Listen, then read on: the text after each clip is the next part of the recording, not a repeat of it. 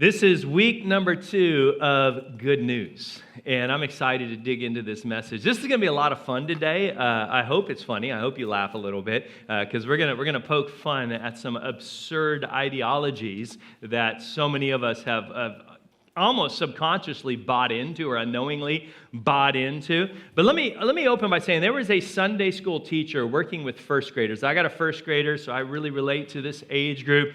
And he wanted to teach the kids a little bit about heaven and a little bit about how you get to heaven. But he first, before he wanted to teach the kids, wanted to figure out what they already knew about heaven.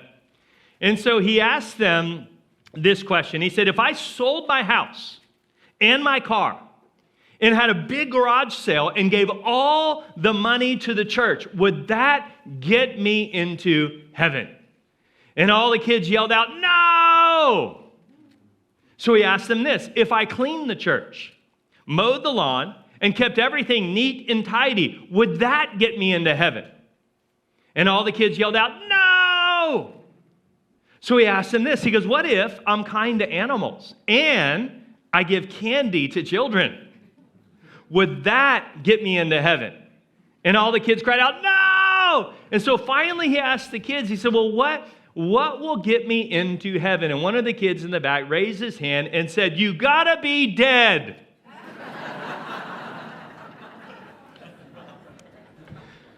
I love the simplicity of children. One of the pictures we looked at last week in our Easter message, and if you missed the Easter message, go back online and watch it. One of the pictures we looked at is we called the stairway to heaven. And it's this idea that somehow, if I'm good enough, long enough, I can climb high enough to reach God. And even though we looked at that as a bad picture that keeps many people away from God, the reality is we live in a world right now where the vast majority of Americans and a pretty big percentage of Christians actually believe in this idea of a stairway to heaven. And so I want to kind of expose this fantasy today with you. And I want to ask the question, how good is good enough? Again, if there is a stairway to heaven, then we have to answer the question, how good is good enough? How good do I have to be to get there? Like, how good do I need to be if I'm going to make it to heaven one day? Because isn't it about being good? Well, the truth of Scripture in Isaiah 64, it's one of the most shocking verses in all of the Bible. And here's why it's so shocking. Here's what it says: all our righteous acts are like filthy rags. I get all of my dirty deeds are like filthy rags. Like, I've done some pretty horrible things in my life. I've done some terrible things in my life. I get that. But how in the world can it say the very best things I've ever done? Like helping the poor, feeding widows and orphans, caring for people in need, all of the righteous things that I've done, the very best things I've ever done in my entire life are like filthy rags in comparison to who God is.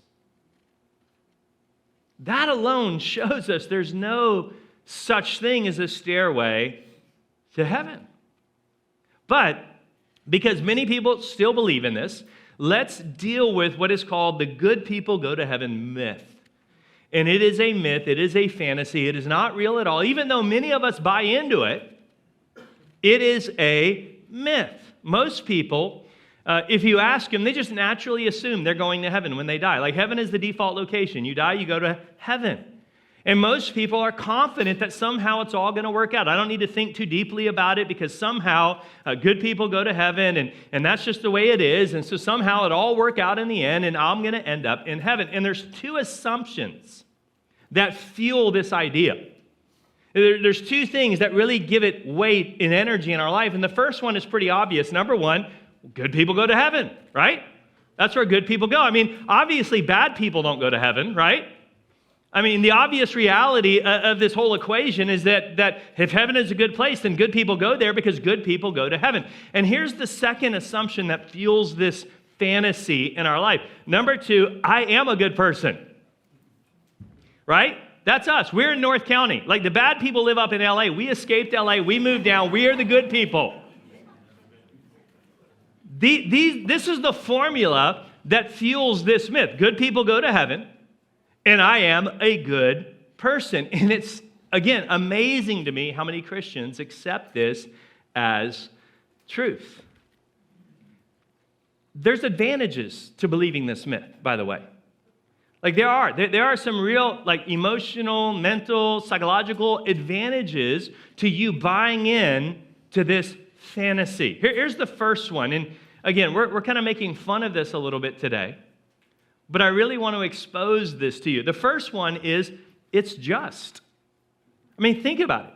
If heaven is a good place, it's fair that good people get to go to a good place, that good people are rewarded for being good. They live a good life, they do good things, and as a reward for being a very good person and doing a whole bunch of good things, they get to go to a good place called heaven. It's just, it's fair, it just makes sense. And in fact, this idea is embedded in almost every major religion in the world today. And if every major religion believes that good people go to heaven or good people achieve whatever it is the religion is after, well, everybody can't be wrong, can they?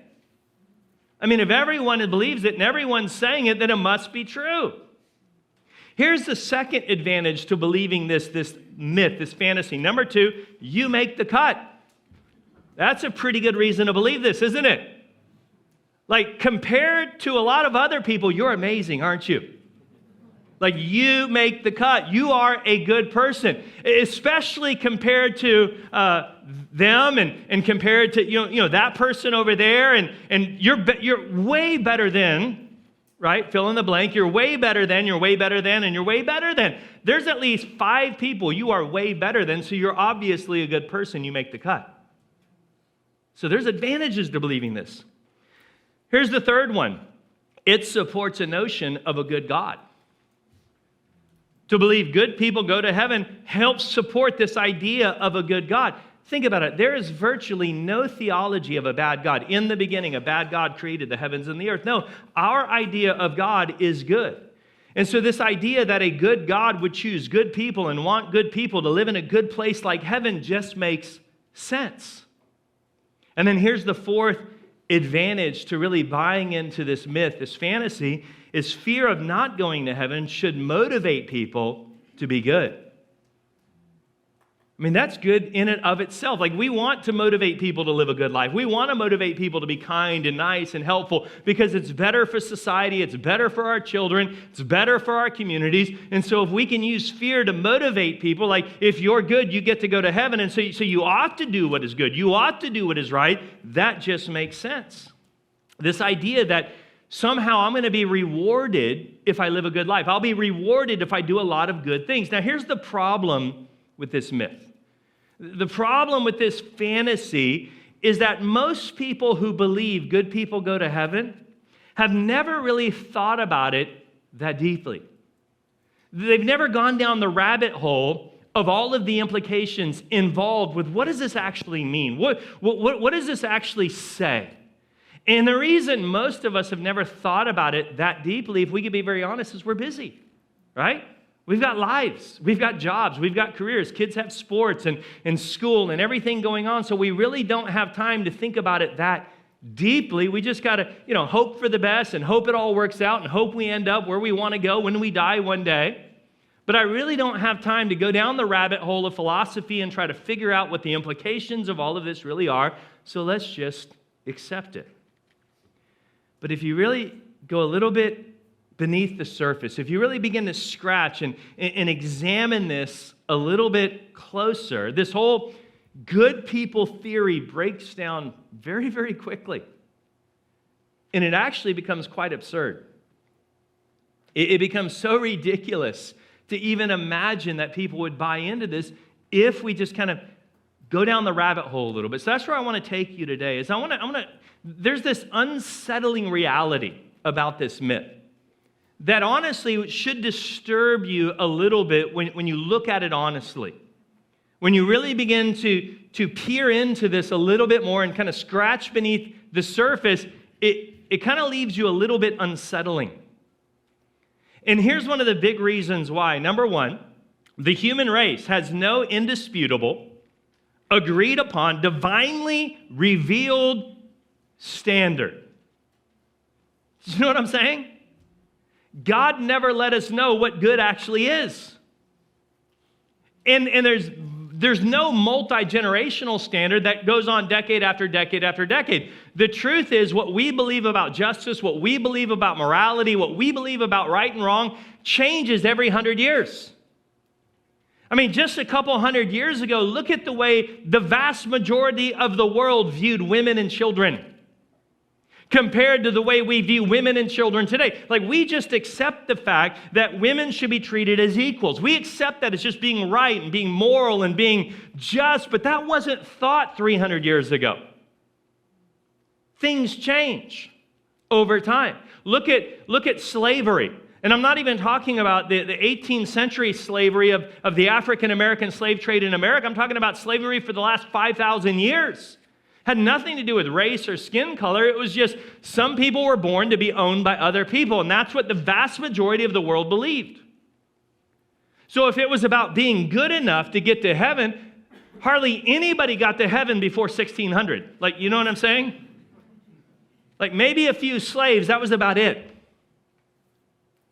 Because our standards change from generation to what you thought was acceptable and good and right in your 20s is vastly different than your life now in the 30s, 40s, and 50s. There's no standard of what is right and wrong. And here's why. Good is a moving target. You can't nail down what good is. Now, I know what some of you are thinking, well, Pastor, we're in church. Doesn't the Bible give us the standard of what is right and what is wrong and what is good? As your friend, as your pastor, again, I believe the Bible. I believe the Bible is truth. But as your friend, let me just warn you. If I were in your position, I would not use the Bible at all to try to figure out what was good enough to get to heaven. Because if you use the Bible to try to figure out what is good enough to get to heaven, you're not going to make the cut. Like, you're not going to be good enough. If you want to use the Bible as your standard, you're not going to be good enough. Well, what about just the 10 commandments? Well, name the 10. People are like, well what if we just live by the 10 commandments? You can't even name the 10 commandments. You don't even have you don't have all, let alone have you live by them. You can't even name the 10. I mean, the whole Old Testament is filled with all these rules. And if you study the theology of the Old Testament, there's very little about the afterlife at all in the Old Testament. Well, what about the New Testament? The New Testament is filled with pictures and scripture and ideas about heaven. Well, you really don't want to use the New Testament either. Like, if your goal is trying to figure out how to be good enough to get to heaven, here's the message of the New Testament. The message of the New Testament is good luck, because you don't make the cut. Because the New Testament brought the standard up way higher. I mean, think about the Apostle Paul for a moment. Out of everybody in the New Testament, Paul was one of the best. He was one of the goodest. I know that's a great English word there, goodest. He was one of the goodest of all of the good. He was a rule follower. Look at his resume. He was a Pharisee. He relentlessly followed all of the laws of God. He was good in every way. One of the best, actually. And here's what Paul says after he starts following Jesus, after being one of the best of the best, one of the goodest at the rule followers. Here's what he says in Romans chapter 3. After he starts following Jesus, there is no one righteous, not even one. None of us are good enough. Even me and all of my rule following, and I was one of the best, I'm not even good enough for God. He goes on to say in verse 20, therefore no one will be declared righteous or good enough in God's sight because they follow the rules really well, because they live a very good life, because they're a very good person, because they obey all of the works of the law, which the law was love your neighbor and love all these other people, love the poor and the immigrant. That was all part of the law. And Paul's saying no one is ever going to be good enough for God by following the law. Verse 23, Paul says, all have sinned. Every single one of us have blown it and fall short of the glory of God. I want you to think about the glory of God for a moment. I want you to think about God's glory. God is so glorious that with words, He created solar systems and galaxies and stars and planets with just a word. Think about His glory. Think about God's standard of goodness, God's standard of glory. Do you really believe on your very best day on planet Earth, you can come anywhere close to His glory? No, we all fall short. We all fall short. None of us will ever be good enough. That's why it says all of our righteous deeds are like filthy rags. Let me give you the second thing that's very unsettling about this whole myth, this fantasy, is we don't know what percentage of our actions have to be good enough to make the cut. I mean, is it like baseball? If I bat 300, that's like all-star level good? Or is it like school where I need to get 70% passing grade? Or is it just a majority? Like, we have no idea what percentage of our deeds actually have to be good for us to make it into heaven. Is it like I need to have one more good deed compared to all the bad deeds that I've done? And here's another thought for you. What age do they begin to count? Is it like everything after 4 years old or 2 years old? Or some of us are like, can we just scratch out everything under 20? Like everything under 20, we just get a pass. Some of you are like, no, make that 30. Some of you are like, just everything under 50. Everything under 50, just give me a pass and let's start the ledger after 50. Like we don't even know what percentage. Here's the next unsettling reality. We don't know if thoughts and motives count against us. Ooh, look, I didn't actually do it, but if you could have seen my thoughts right then, like I've had some pretty evil, wicked thoughts. Like I may have not acted on them, but is God grading our thought life, or is it just what we actually do? Here's the fourth one. This is incredibly troubling. We could be out of time. Now think about this. You've already done so many bad things that you don't have enough time to do good things to make up for it.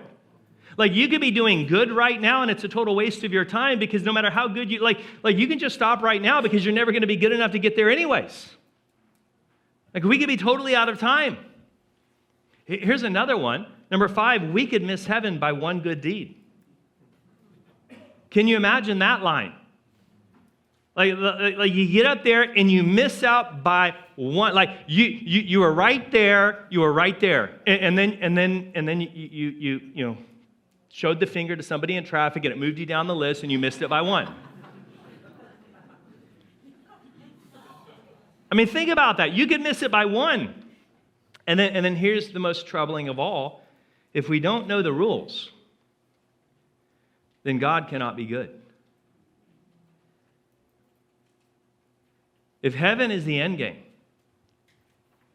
and God didn't make it clear what it's going to take, God cannot be good. Imagine a teacher that gives you a final exam but doesn't give you any notes, any reading material, and doesn't even tell you the date. That wouldn't be a good teacher. Or a race where they don't even tell you what route to run. They don't even tell you how long the race is, and they don't even tell you where the finish line is until after you begin. There's nothing good about that. So the truth is, if good people go to heaven, then God cannot be good. Because when you scratch beneath the surface, this whole thing begins to unravel. We're supposed to be good enough to be with a good God who never defined what good is or what good enough is.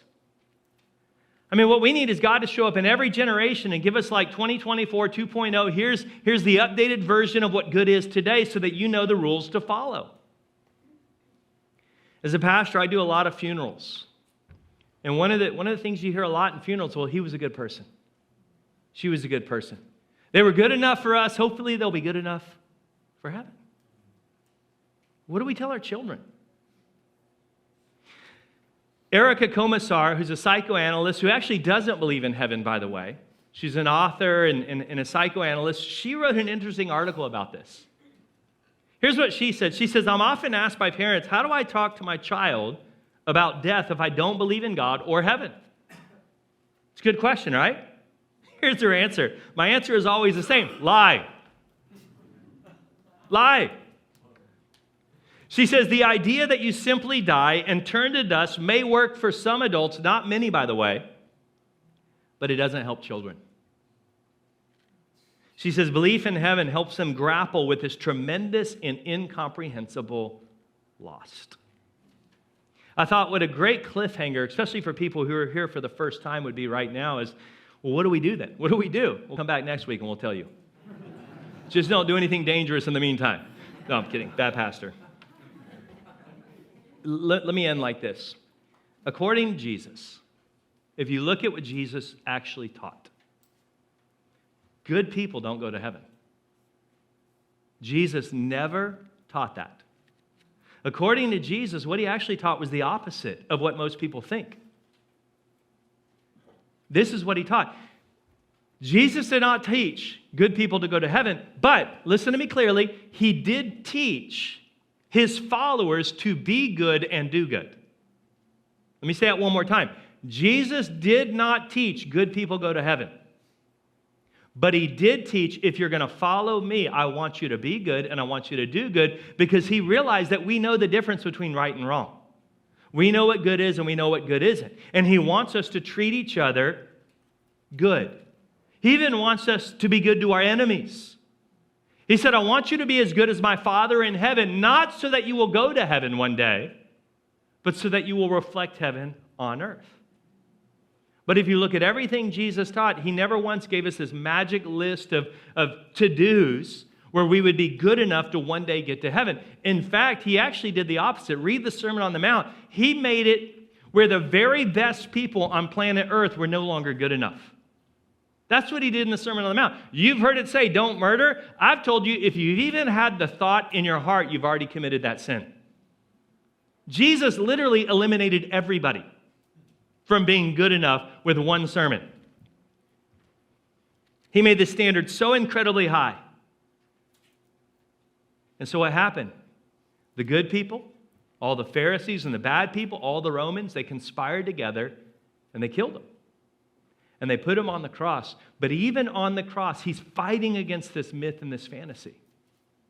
Because hanging on the cross, he looks at a guy who lived a very bad life, who didn't have enough time to do enough good things to pay for all the bad things he'd done, because he had moments left to live. And he looks at this guy hanging on the cross who would never be good enough and said, today, you're going to be with me in heaven.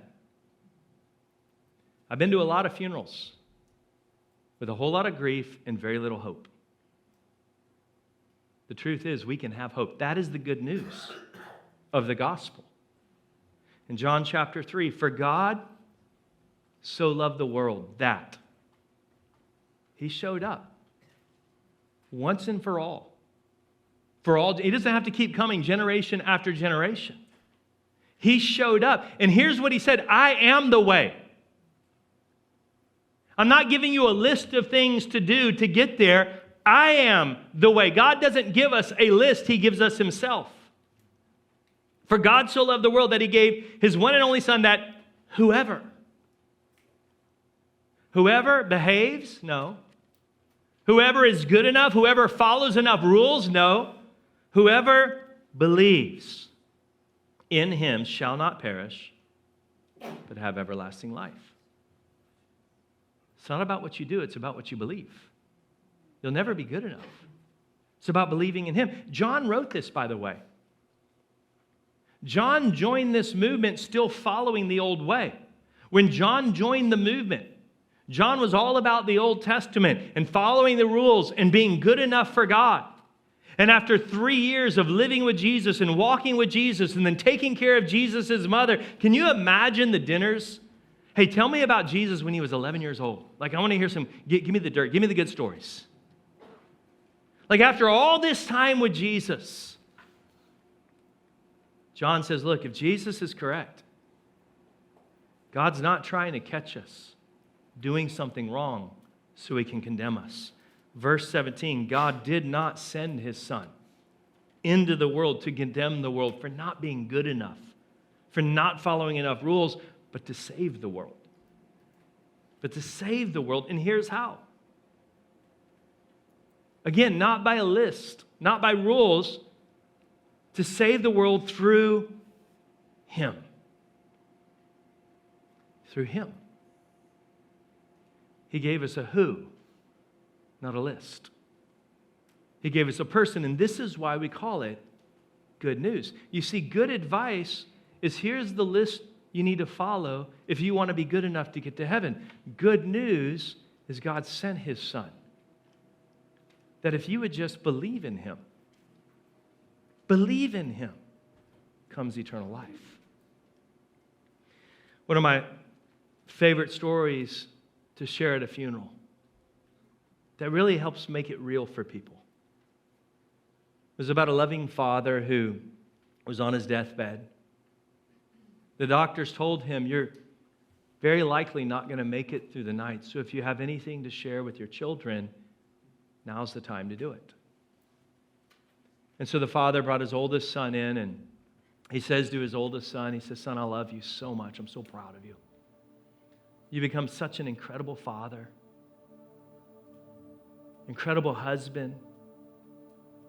You gave your heart to Jesus, and you've lived for Him faithfully. I love you, son. Good night. He brought his second oldest son in and said, son, I love you too. I'm also so proud of you. I see the way you care for your family, the way you serve your family. You gave your heart to Jesus when you were a teenager, and you lived for Him. Son, I love you. Good night. His daughter came in last. And he said, my dear, there's nobody I've prayed for more than I prayed for you. There's nobody I've loved and I've ached for and I've hurt for like I've loved and ached and hurt for you. When you made all those bad choices and it cost you terribly, and you had years of just unneeded pain in your life, I was there praying for you, my arms open wide, waiting for you to come back. I love you, my daughter. Goodbye. The daughter was confused. She said, Dad, I don't understand. You said good night to my brothers, but you said goodbye to me. He said, my daughter, if you don't give your heart to Jesus, this is the last time I'm ever going to see you.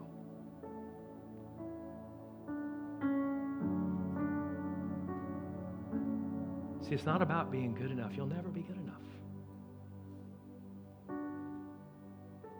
It's about believing in the one who was good and the one who will take all of your sin, all of your shame, all of your mistakes, all of your past, take Him to a cross,